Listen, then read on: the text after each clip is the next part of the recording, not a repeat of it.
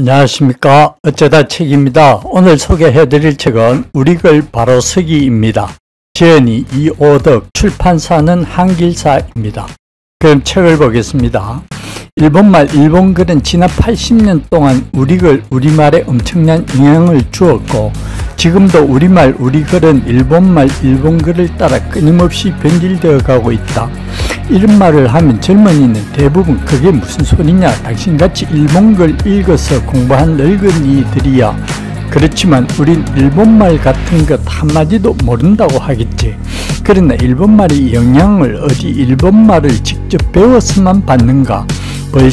벌써 80년 전, 100년 전 이 땅에 나서 일본말을 배우고 일본 글로 책을 읽고 공부를 하여 글을 쓸 때나 말을 할 때 저도 모르게 일본 말법을 따랐던 할아버지의 가르침을 안 받은 아버지가 없을 터이고 그 할아버지보다 더 철저하게 일본말, 일본글을 배운 아버지 때의 가르침에서 벗어나 자라난 아들, 딸이 없을 터다.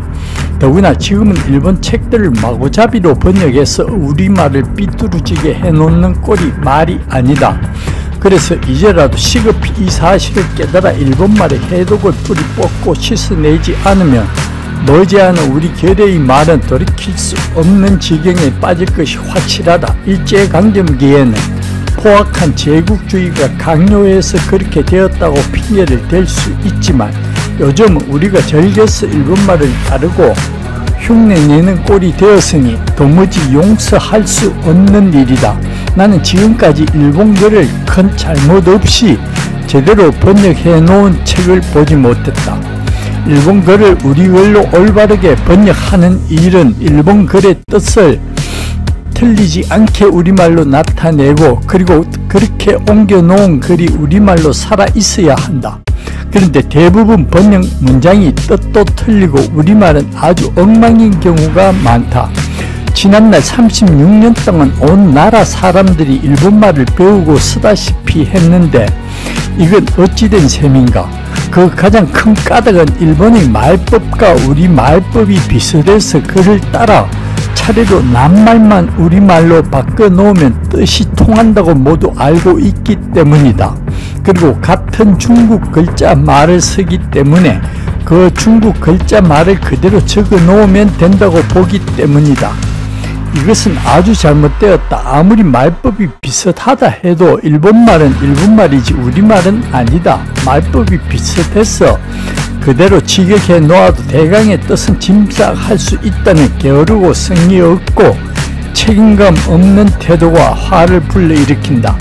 일본 글의 본뜻이 잘못 옮겨지는 것이야 우리로서는 그 잘못이 거기에 그친다고 하겠지만 우리 말이 일본 글을 따라 괴상하게 쓰이는 것은 애산일이 아니다. 중국 글자 말도 일본 사람들은 중국 글자로 적어 놓고는 자기 나라 말로 읽는 것이 많다. 그것을 우리는 모조리 그대로 중국 글자음으로 읽도록 옮겨 놓는다. 거기에다가 중국 글자 말에 중독이 된 우리는 일본 사람들이 자기 나라 글자 가나로 적어 놓은 말까지 닥치는 대로 중국 글자 말로 번역한다. 이래서 일본글 번역한 책을 보면 온통 중국 글자 말 투성이가 되어 있다. 일본말과 우리말의 짜임에서 가장 크게 다른 점은 우리말의 토의 의와 일본말의 토, 노가 똑같이 보이면서도 크게 달리 서는 점과 움직임 시의 입음 꼴을 달리 서는 점이다. 문장에 자주 나오는 이 두 가지만을 잘못 쓴다 해도 우리의 말과 글은 아주 치명상을 입게 된다고 본다. 옛날 우리 백성들은 중국 글자를 모르면 사람 대접을 못 받았고 일제감경기에는 일본말, 일본글을 모르면 아주 못난 시골 사람으로 천대받았다. 그런 잘못된 역사는 아직도 그대로 계속되고 있다. 우리 글은 바르게 못 써도 부끄러운 줄 모르면서 영어는 글자 한자 잘못 쓰면 크게 수치스러운 일로 아는 것이 보통이다. 이것은 교육이고 정치고 문화고 제갈길을 가지 못하고 있기 때문이다. 그리고 우리의 마음속에 오랜 세월 길들여진 종살이 본성을 뿌리채 뽑아버리지 못한 때문이다.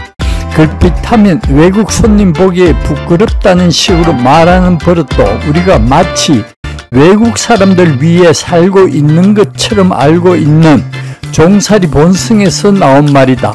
차를 탔을 때 가끔 함께 탄 서양 사람들을 보면 조용히 앉아있는 경우가 흔하지만 들에는 눈앞에 사람이 없다는 태도로 큰 소리를 지르며 떠든다. 저것들이 남의 나라에 와서 참 건방지게 노는구나 싶다.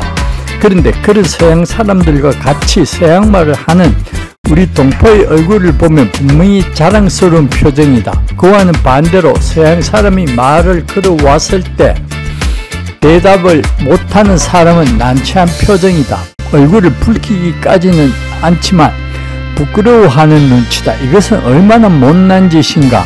그들이 우리나라에 왔으니 마땅히 우리말을 해야 할 것이고 우리말을 모르면 그들이야말로 미안하게 여기고 부끄러워해야 할 것이다. 어째서 이것이 거꾸로 되었는가? 외국인을 만났을 때에는 당당하게 우리말로 하자. 그래서 통하지 않으면 그들을 멸시하기까지는 안 해도 좋다. 다만 외국말 모른다고 기가 죽지 말자. 서양말, 일본말, 중국말 모른다고 기가 죽을 이유가 우리에게 손톱만큼도 없다. 그리고 우리가 외국에 가서도 외국 사람이 우리나라에 와서 그들의 말을 큰 소리로 찌끄리며 다니듯이 그렇게 우리말을 찌끄리면서 다닐 수 있도록 그런 정신으로 살아야 한다. 그래야만 이 땅에 찾아온 외국인들이 우리를 존경할 것이고 우리 교례를 덜지라고 말한 정말 덜지보다 못한 어느 미국인과 같은 사람도 없어질 것이다.